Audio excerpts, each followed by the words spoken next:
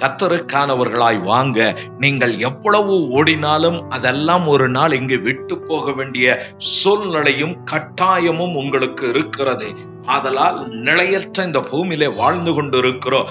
நிலையான ஒன்றை தேடி, ஆதலால் தேவ பிள்ளைகளாகிய நாம் கர்த்தர் நம்மை ஏற்படுத்தின நோக்கம் அறிந்து நாம் செயல்படுவோம்.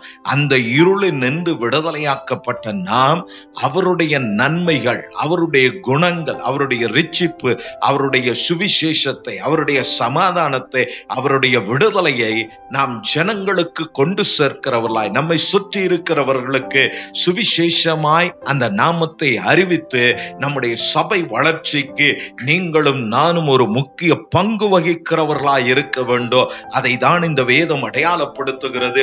யோசித்து பாருங்க, வெறும் 11 பேரை கொண்டு இந்த உலகத்தில் கிறிஸ்தவத்தை இவ்வளவாய் வளர்த்தெடுத்த தெய்வம் எவ்வளவு வல்லமையும் மகத்துவமும் நிறைந்தவர். எண்ணிறைந்த அற்புதங்கள், ஆச்சரியப்படும்படியான காரியங்களை எல்லாம் தேவன் செய்து தமது நாமத்தை மகிமைப்படுத்தி வருகிறார். எப்படி அவர் உங்களை விடுவார்? அவர் உங்களை ஏற்படுத்தி இருக்கிறாருங்க. என்னவாக? ராஜரிக ஆசாரிய கூட்டமாக, அதிகாரத்துக்குரியவர்களாகவும் மற்றவர்களுக்காக தரப்பில் நின்று ஜெபிக்கிறவர்களாகவும் கர்த்தர் நம்மை ஏற்படுத்தி இருக்கிறார். பல நேரங்களில் சபைகள்ல நாமே ஜட்ஜாய் மாறி விடுகிறோம். மற்றவர்களை நியாயம் தீர்க்கிறோம். மற்றவர்களை நியாயம் தீர்க்க நாம் யாருங்க? கர்த்தர் அதை பார்த்து கொள்வார். கர்த்தர் அதை கவனித்துக் கொள்வார். உங்கள் ஊழியர்கள் அதை பார்த்து கொள்வார்கள்.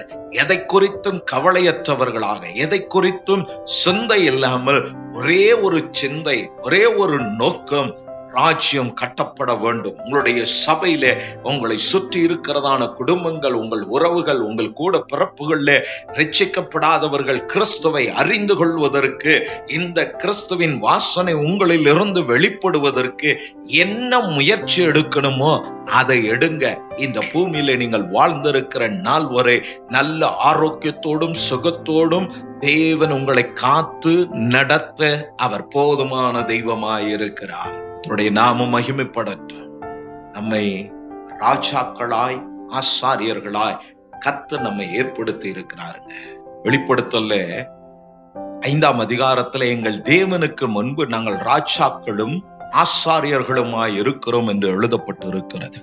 ஆம் பிரியமான தேவ ஜனமே, இதற்குதான் கர்த்தர் நம்மை மீட்டெடுத்து கிரயம் கொடுத்து நம்மை வாங்கி இருக்கிறார்.